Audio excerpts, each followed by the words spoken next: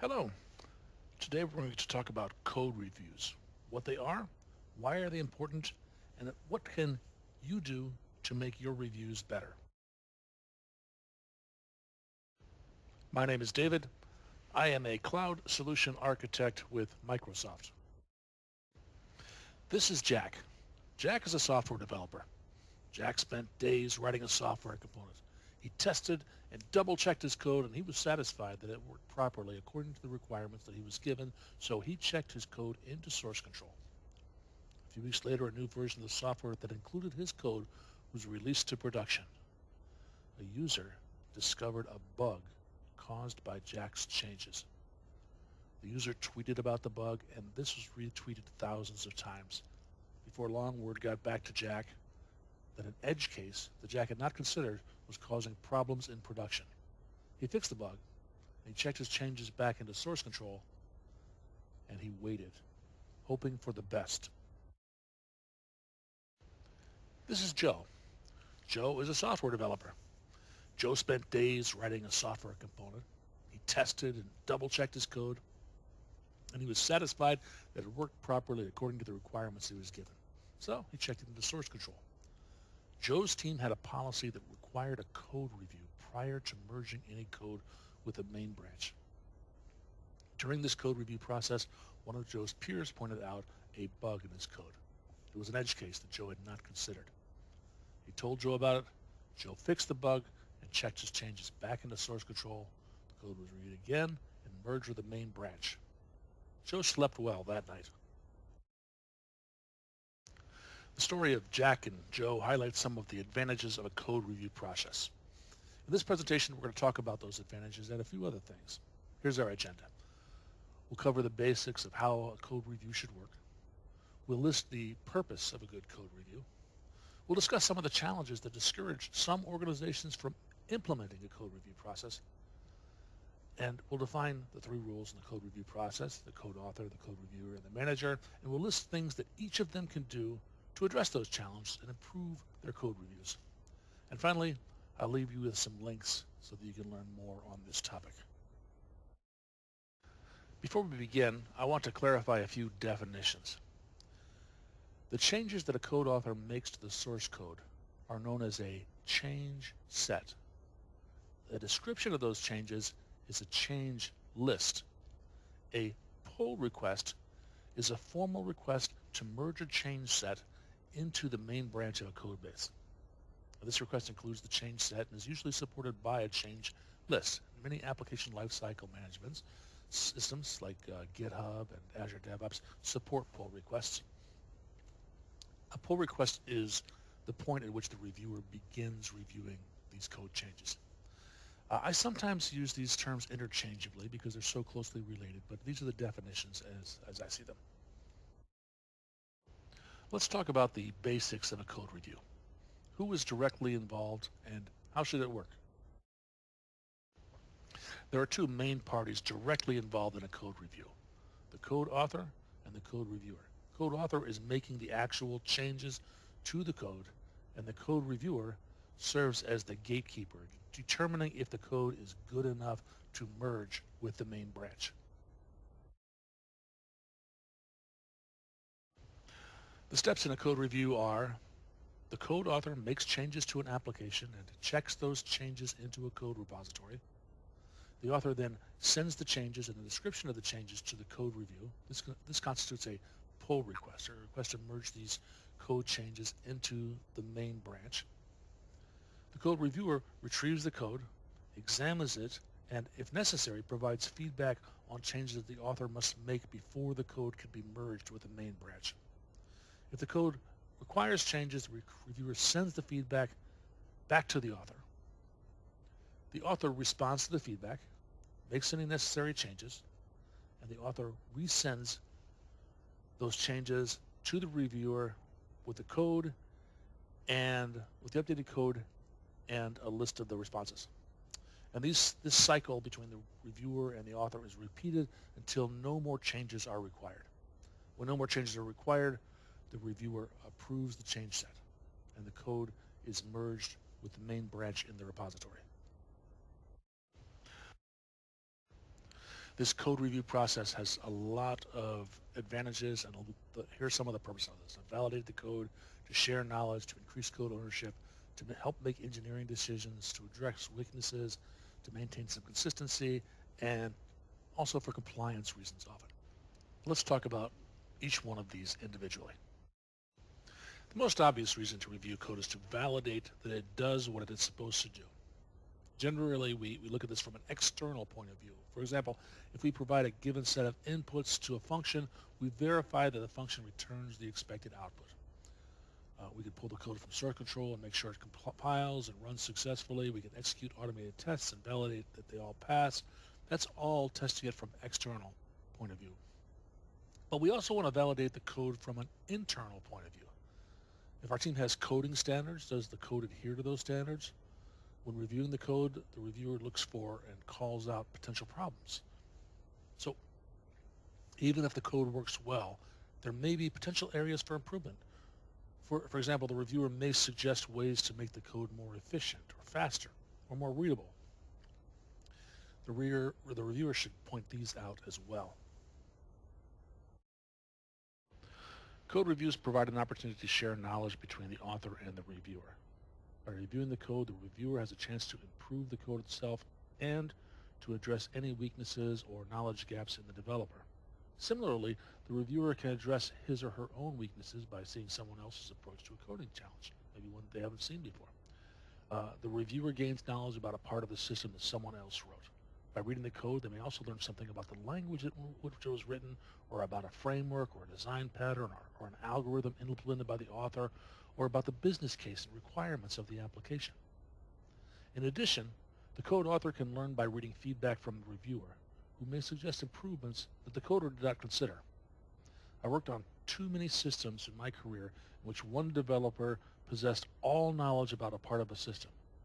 Confusion reigned when that developer left the team or left the company. No one understood how to maintain that orphaned code. By conducting regular code reviews, team members have a chance to understand parts of the system on which they are not actively working. This shared knowledge benefits the whole team, allowing flexibility in staffing and removing the danger of all knowledge departing when a team member leaves. Sometimes a code review can drive engineering decisions. If there is confusion or inconsistency about how the application is accessing data or dividing services or testing code, code reviews can raise these issues and prompt a discussion. If different developers have different coding standards, it may indicate a gap in the team's standards and drive discussions around this. Effective teams have published a set of coding guidelines that may describe everything from naming conventions to required test coverage. Developers must be aware of these guidelines and make an effort to adhere to them, but often non-compliant code slips through. A code review is a good place to catch this before the code is committed to the main branch. We usually think of a code review as a way to address weaknesses in the code. And of course, that is one of the purposes of a good code review. But we can also address weaknesses in a developer. If a developer has knowledge gaps about business rules or technology or architecture, this is often reflected in their code. A code review can catch this and address it in a non-threatening way. Our code reviews should verify that we are maintaining some level of consistency throughout our application and across our developers.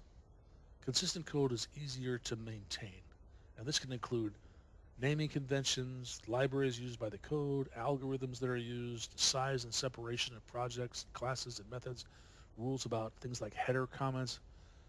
Consistent code reduces the learning curve when someone new needs to modify code that they have not seen before. If we require our code to adhere to certain rules, we can enforce those rules before the code is merged with the main branch.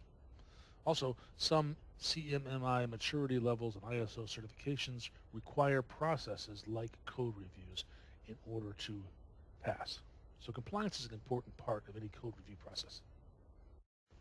I think you can see that there are a lot of long-term benefits to using code reviews as part of your application lifecycle management.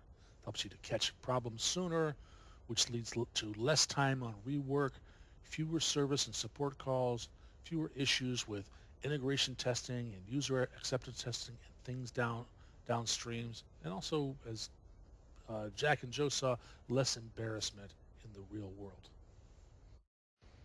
Why do we say that it's a benefit to catch errors sooner? Because of the shift left principle. The shift left principle states that the cost of correcting software increases exponentially the longer it takes us to find and fix the problems in the software. For example, if we find an error in our code as we're writing that code, it may take only a few seconds to correct it, which might just cost us a few pennies. If we find it during the code review, the reviewer will need to send a message back to the code author, which will take some time and it'll cost more money. If we find an error after a production release, we have not only the cost of writing the correction and deploying it, but also redeploying it all the way through the system, retesting it out to production. And for severe errors, we may even lose money due to bad publicity. So the further out we catch the error and correct the error, the more it's going to cost us, because we have to redo each of the steps along the way. Now, if code reviews are so awesome and they have so many benefits, why doesn't every organization use them on every project? And the short answer is because there are costs to code reviews and there are challenges to code reviews. And some organizations are not convinced that the benefits of code reviews outweigh those costs. Here are some of the costs or challenges that affect both the author and the reviewer in a code review process. First, code reviews take time and energy. There may be a perception that this time will slow down the project. This is probably not true in the long run, but none of us has unlimited time, especially focused time and the stamina that it requires to do this. Often, another change is held up while we resolve issues raised in a code review. And this can also lead to the perception that the review is slowing down the project. Miscommunication is always a potential problem whenever two people try to communicate. And miscommunication tends to be higher when communicating in writing than doing so verbally. And in writing is usually how we send change lists and get feedback in a code review. People often have strong opinions on the correct solution to a problem. And sometimes in the code review process, then there can be disagreements about what the author wants to do and what the code reviewer wants to do, and sometimes they can get kind of heated. Sometimes they can get personal and feel like personal attacks. And this can be even more complicated because sometimes in those arguments, both parties are right. There are often multiple right solutions to the same problem. How to resolve it that way? It's a challenge. And finally, at least in the U.S., we have an education system that tends to promote individual accomplishments. It tends to reward individual accomplishments over collaboration. But code reviews are all about collaboration. So this process may not feel natural to you if you brought up an education system that didn't promote collaboration. There are some challenges that are specific to the code reviewer. For a lot of us, pointing out errors just doesn't come naturally. It feels rude, especially when I'm dealing with someone that just knows the subject matter much better than I do. This fellow, he wrote the code, or she wrote the code. She knows the business rules. She studied them. Who am I to criticize what they're doing? It's something we have to get over in order to be a good code reviewer. Here are some challenges for the code author. As a code author, as a software developer, I often feel an ownership in my code. Like I feel that it's an extension of myself. This isn't uncommon at all. So if someone criticizes my code, sometimes it feels like they're criticizing me personally. And it's hard to be a good, objective participant in a code review if you start to internalize criticisms of your code rather than taking it as constructive feedback. Also, there are some organizations that actually will downgrade you. They'll demerit you if a bug is found in your software, and this can lead to some undesirable behaviors, such as the code author arguing against and pushing back and saying, no, that's obviously not a bug. It's a feature. This is not a problem with the code. And sometimes irrationally, if they're incented to do that to reduce the number of bugs that are found. These are all legitimate challenges. The good news is that we can address these challenges. We can make our code review better, and we can make our code better. Let's talk about how. We'll start with the code reviewer and discuss some ways that they can improve the code review process. First, begin the review as soon as possible. The sooner you begin, the sooner you can provide feedback to the author and the sooner they can respond to that feedback. Everything will go more smoothly if the original code changes are still fresh in the mind of the code author when they receive feedback. Decreasing the feedback loop has the additional advantage of reducing the risk that other changes will be made to the code, which should make it easier to merge those changes when they're ready. This is all some fundamental part of most agile methodologies is this fast feedback loop. The sooner we start, the sooner we can get that feedback, and the sooner we can respond to that feedback. Now, of course, I recognize that code reviewers often have other responsibilities and they might not be able to start immediately. But keep in mind the advantages of a fast feedback loop. As an aside, fast feedback loops are easier to achieve with smaller change sets. So there is an incentive to keep change sets small, and we're going to talk about that later on in this presentation. When reviewing code, always start at a high level and work your way down to a lower level. What do I mean by that? High-level changes include things like the class structure and the interface declarations. Low-level changes include implementation of the code, the line-by-line code changes. If the change set includes many high-level changes, you might even skip some of the low-level details because the author may fix the low-level stuff as a process when addressing the high-level changes. When reviewing code, you have a computer, use it. Let the computer take care of the boring parts of reviewing code. Examples include compiling the code, running automated unit tests or other automated tests and verifying that they all pass. Use tools to test for things like white space and naming conventions, unused imports. There are all kinds of linting tools and styling tools. They're dependent upon what language and platform you're using. But find them and use them and make them part of your review process. Get rid of what I call the plumbing first, and then you can focus on whether or not the business logic is correct. A style guide can help settle many arguments by defining in advance things like preferred naming conventions and indentation and the structure of folders and classes. Create a style guide. You can create your own, you can borrow one, or you can start with someone else's and modify it to suit your needs. I found that Google has a really good style guide for a lot of different languages, and what I like to do is to start with that one and then modify it to meet the needs of my team, my company, and my project.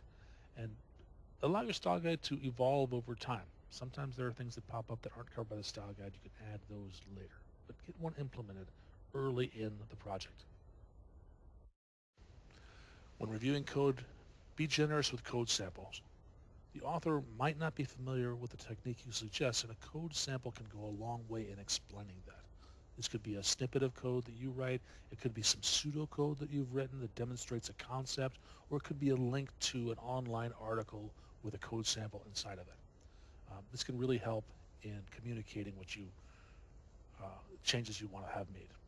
A couple of cautions on this, though. You should reserve code samples for things that would be much more efficient if they were rewritten. So, for example, if you have a way of significantly reducing the lines of code using a pattern that isn't used currently in the code base. And also, I would avoid overdoing this. The code author is the code author. You don't want them to think that you don't trust them to write their own code. You're not there to write their code for you. You're just there to provide some feedback as to how the code works and whether it can be made better. I mentioned earlier that developers has a tendency to internalize the code that they write, and as a result, they may take criticism of their code as criticism of themselves, as a personal attack. You as the reviewer can take some steps to minimize the chance of this happening. For one thing, you can avoid saying you when talking about the code. When talking about the code, you should explicitly refer to the code and not to the author. If you must talk about people, say we instead of you. So, for example, instead of saying you returned the wrong value in this function, say this function should return value X, currently returns Y. Frame feedback as requests rather than commands. For example, Instead of saying, this method is too long, shorten it, you could say, consider shortening this method. It's just a bit softer. And then tie your notes and your feedback to principles rather than to opinions. You could have a comment that says, this, this class is too long. But that's an opinion. You can support that much better by saying, this should be split into two classes because it does two different things, which currently violates the single responsibility principle. So now I've tied this to my suggestion to a well-accepted principle. It's a lot harder to argue against a principle if it's well accepted than it is to argue against my opinion, which is just my opinion. One last suggestion is I'm really not a big fan of the passive voice in written communication, but sometimes you can use that to soften a message as well. Here is a technique that I just recently learned about, and I've started to adopt it. I really like it. The idea is to preface each one of your comments with a prefix that indicates what that comment is. And we've got a few of them here: issue, suggestion, question, nit, chore, thought, and praise. You can add your own to this list as well. These all came from this the link that's on the slide there. But if you but the way these are set up are, issue really means it's a problem, a specific problem that you have with the code. It's not doing something it should do, or it has an error in it, or it can be done better. And the suggestion is the way to fix that problem. So issues and suggestions always go together. A question may or may not require a change. It might not be a problem at all, but you just want some clarification on it. So you'll ask a question in here, and if they answer the question, then they can leave the code as is. If they don't have a good answer for the question, then maybe they need to change the code. Nit is a really tiny, trivial thing that you almost feel embarrassed bringing it up. There's a spelling error in here, something like that. It's got to be fixed. And you're just acknowledging that, yeah, it's important, but it's got to be done.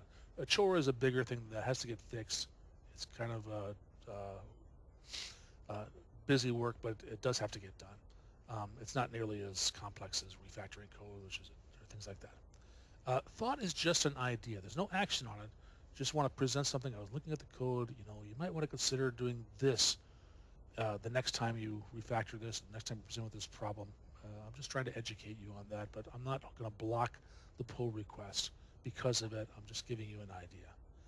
And then this last one, praise, this was really life-changing when I heard about this, because I've always thought, like most people, that the purpose of a code review is to find the problems in the code and correct them and make them better. But that's not necessarily the only reason we do code reviews. Code reviews are a good chance to communicate with other people, and if you see something in the code that's really good, call it out. Praise, this part is really good. And we'll talk a little bit about that more later on, but first I'll give you a few examples.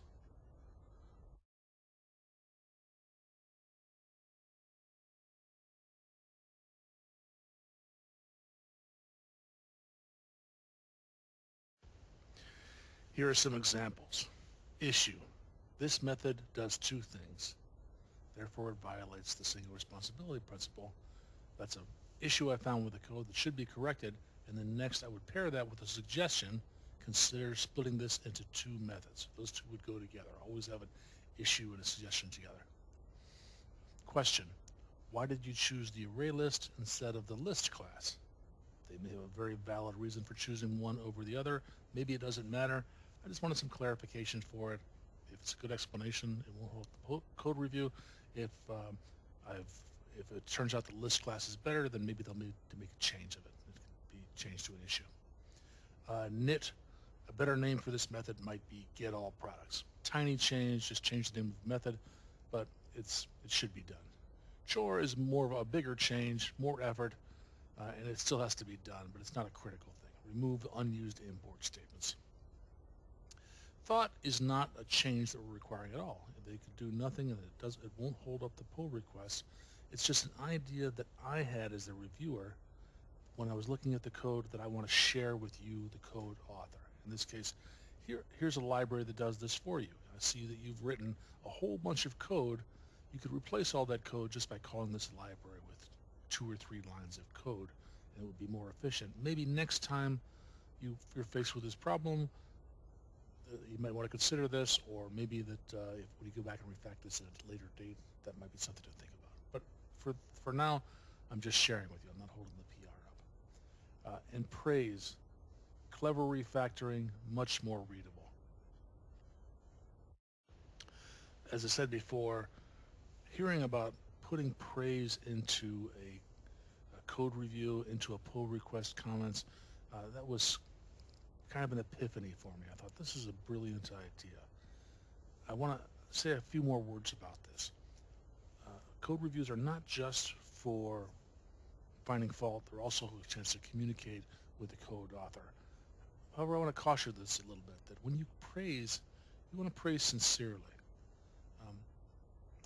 Look for things, keep an eye open as you're going through the code, and look for opportunities to praise, to point out things that they're doing well, but don't force it. Insincere praise is hollow and accomplishes nothing. Similarly, just vague and general praise is worthless. If I say, this calculation runs much faster after your changes, that's specific, sincere praise. If I say, great job, great code, attaboy, that's meaningless. It probably does more harm than good. Be specific, be sincere in your praise.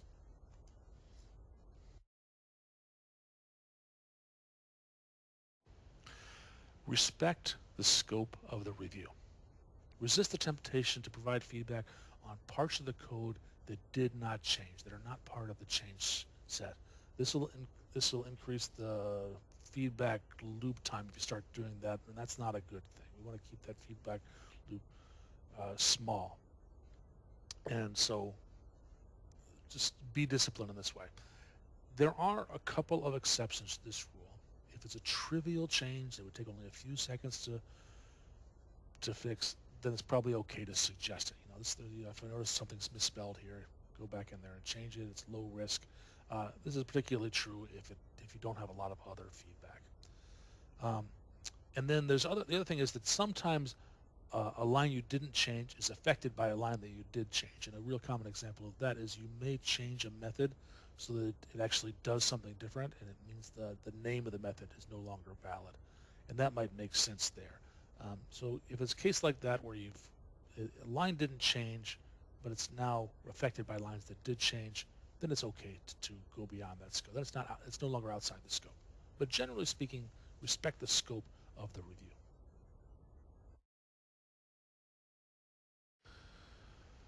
I mentioned earlier that sometimes people disagree, and they may disagree about feedback in a code review. If you start doing these long enough, you're going to have some stalemates, because this can manifest itself in when an author and a reviewer start playing ping pong with a review, as they start bouncing feedback back and forth between one another. Not only does this inhibit any progress on the review itself, it may also increase tension between the author and reviewer, which will make it difficult for them to work together in the future. So when you encounter a stalemate like this, there are some steps you can take to address it. And I'm presenting these here in the order in which you should try them. The first one is discuss the issue. Most of the time in a code review, the communication is done in written form. We type it into a system and send it back, the feedback and the remarks back and forth to each other. And I've mentioned this before, that written communication, it's limiting. Sometimes you can't really express our ideas in written communication like we can in verbal or in face-to-face communication. So it might be a good idea to walk over to that person's desk, walk over to the developer's desk or the reviewer's desk and have a one-on-one conversation with them. Or if you're not in the same building, pick up the phone or schedule a call over Teams or Zoom. Just have a frank verbal communication with each other and try to work it out that way. And often that will be enough to get past it. There's something that you haven't been able to communicate written. Once you see each other, you realize what it is, and there is a solution to that. If that doesn't work, schedule a design review, because often a stalemate is a result of something that should have been handled during design, but it was not. However, it's not too late to address this. We can still have a design review and settle this based on what principles we're going to be doing in our design. What should we be doing? The next thing is consider conceding the point. There often are multiple right ways of doing anything, and just because you're right doesn't mean the other party is wrong. So ask yourself, is this the hill you're willing to die on? What are the consequences of allowing the author to win this argument? Will the code still work? Is it worth holding up a pull request because you think you're more right than they are?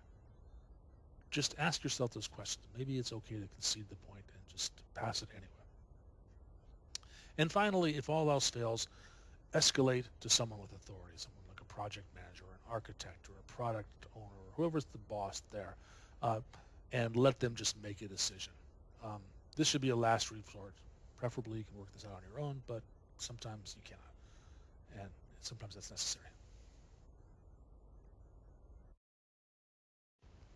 Think about the goals of a code review. The goal is to make the code better. Not every code review, not every pull request needs to make the code perfect. If there are a lot of issues, it may take too long to make it perfect. And if that's the case, focus on the most important ones and address those and make the code better than when you found it, better than when we started this pull request, this code review process. I've heard this referred to as bringing the code up a letter grade or two. I read that in a blog not too long ago. And that resonated with me because if you bring up the grade, let's say you get code that's, I don't know, a D, you bring it up to a C this time, next time maybe it'll bring it up to a B. And as long as those changes that you're letting go aren't going to be catastrophic changes, it may be okay to do that. Think about that. Because the next time you can fix those changes the next one. This prevents the review from dragging on too long, becoming bogged down in trivial arguments. So it's okay to approve a pull request even if some trivial fixes remain unfixed. This also might be an issue with code requests or pull requests being too long. And we're going to talk about that a little bit later on, but this might be a sign that these pull requests are just too large and they need to be split into multiple ones. Here's a small tip. Avoid repeating feedback. If you see the same issue over and over again in the same pull request, you don't have to copy and paste the feedback. You can just say, see comment above, like I've done here. If I see naming convention comment above, you only have to put the comment in once and then refer to it multiple times. A code review requires a lot of mental energy. Do not rush through it. I recommend reviewing no more than 500 lines of code per hour and limiting your reviews to 60 minutes at a time. Do not burn yourself out reviewing code. If you try to do that, chances are you'll be less effective as time goes on. This one should go without saying, but it doesn't always. You should write a clear description of any issues you find. Communication, especially written communication, is hard enough without adding ambiguity to it, without adding vague descriptions to it. Be clear and concise as to what the issue is. Here's what I would consider the most important things for a code reviewer to remember. Work high level to low level. Consider the goals and scope. Communicate clearly and do not make it personal. We showed what a code reviewer can do to improve the process. Here are some things that the code author can do to improve a code review. Before submitting a pull request, take a few minutes to review your own code. You'll often find something simple and easy to correct on your own. Test your code before creating a pull request. Test it manually, create and run automated tests, which include unit tests, integration tests, end-to-end tests. Run those before creating the pull request. And correct any issues you find before submitting it. Just as the reviewer can use the computer to automate boring tasks, so can the author. The compiler will make sure your syntax is correct and your dependencies are correct. A linter can validate the style. An automated test runner can verify that your business logic is correct. Use the tools at your disposal to make your job easier. Write a clear change list description, and responding to feedback, describe exactly what you change. Solicit any missing information from the reviewer if necessary. Communication is difficult enough. Take your time. Write something clear. Miscommunication can be dangerous. And here's something that I alluded to earlier.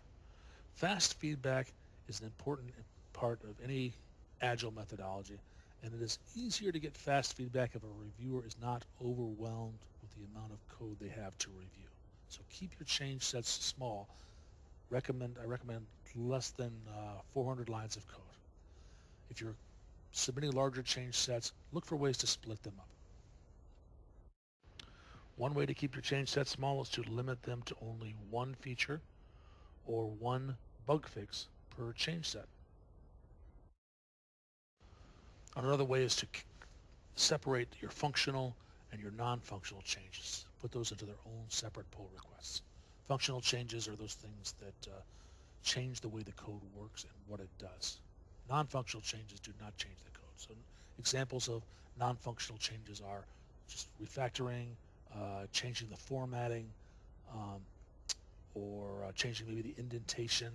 Sometimes this can really mess up these comparison tools that are built into a lot of application lifecycle management systems, because changing the indentation might change every single line of code. If you mix that up and you try to say add a functional change in there as well, it's impossible to figure out where the functional change is. Be grateful for feedback. You and the reviewer share a common goal of producing quality software. Feedback is an important opportunity to improve the software and for you to learn something new. Feedback is a gift that can make both you and your software better. Always remember that. Sometimes it's hard to remember that because sometimes the reviewer is wrong. Keep cool even then, because if they're wrong, that might be an indication that it's hard to read your code. Your code isn't readable enough and could be refactored to make it more clear. So even that is an opportunity for you to improve your code. If the reviewer is confused by your code, go back and make it more self-document. Eliminate that confusion. Minimize the lag between rounds of reviews. The faster you respond to the reviewer's feedback, the faster they can review your changes. And this will make it easier because those issues are still fresh in their mind. And it has also reduced the chance that other code is checked in before yours, making it difficult to merge. This is the same advice that I had for the code reviewers. We get that fast feedback cycle, then we're being more agile, where things are still fresh in our mind. We don't have to worry about external changes making it hard to merge code. And just like with a reviewer, we recognize that the author needs to balance the priority of responding to feedback with their other responsibilities, because the authors may be writing new features and they may be fixing new bugs that were discovered. But still, it's good to understand the advantages of responding quickly to reviewer feedback so they can prioritize those appropriately. Here is a suggestion that I've heard from at least one blogger, and you can choose to accept it or ignore it. It's up to you. But the idea is that if there's a disagreement, the reviewer's opinion should prevail over the author's opinion. And this is, if we have a rule like this, then it does make things go a lot faster. You don't have to, it'll avoid stalemates and avoid this idea of defending your opinion indefinitely. Something to consider, whether you accept it or not, that's up to you. Here are the most important things for the code author to remember. Review your own code first. Review it manually and automated.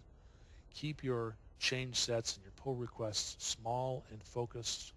Make your code as readable as possible. Communicate as clearly as you can, and resist the urge to take things personally.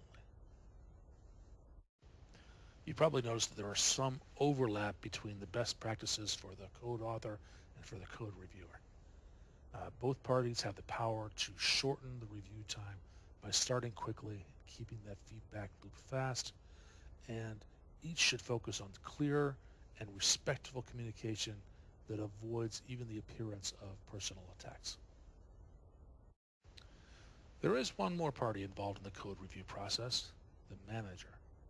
and the manager can do a few things to help improve this process. By making sure that every developer is both an author and a reviewer, you're not overburdening the same few people with review responsibilities. Plus, everyone is learning the purposes of a code review, so when their code is reviewed, they understand that process better. Make sure that each reviewer is reviewing different parts of the code base and code written by different authors. Rotate them periodically, and this helps inject new ideas into the review process, and more importantly, it gives each reviewer a broader exposure to the code base. More people will have seen more parts of the code, and this reduces the chance that knowledge about a system will leave when a developer leaves the company or the department. Most application lifecycle management systems, such as GitHub and Azure DevOps, allow you to set rules to determine how code is merged with the main branch. You can, for example, require a pull request approval, and you can specify who the appropriate reviewers are for that pull request, how many reviewers are required before a merge can happen.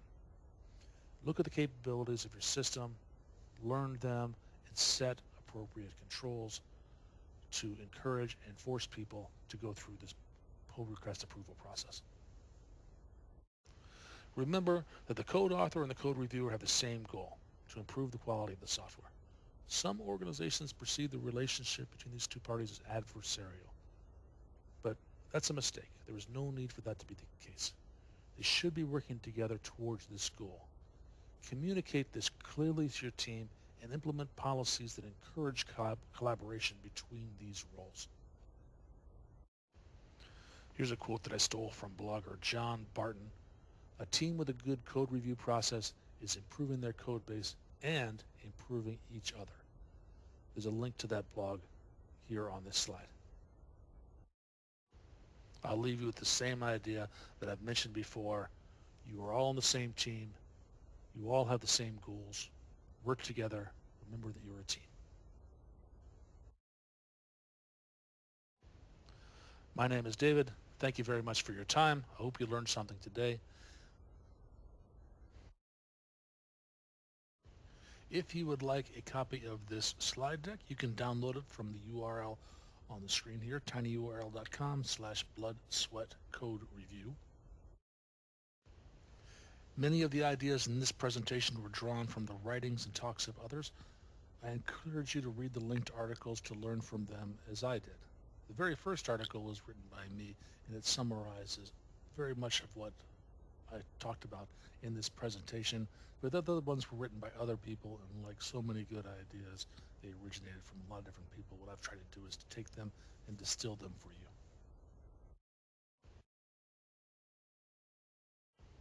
I have some other presentations. If you'd like to see the slides for those or abstracts for them, you can go to the URL on this slide.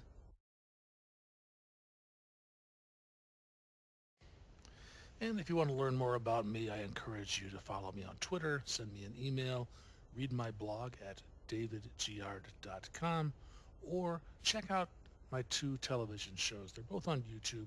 One of them can be found at technologyandfriends.com. This is where I interviewed smart people about technologists. I've been doing that for over a decade. And the other one is screencasts, which teach you how to do things mostly around cloud computing, but on a variety of topics. And that can be found at aka.ms/GCAST. So I hope to connect with you in the future. Have a great day.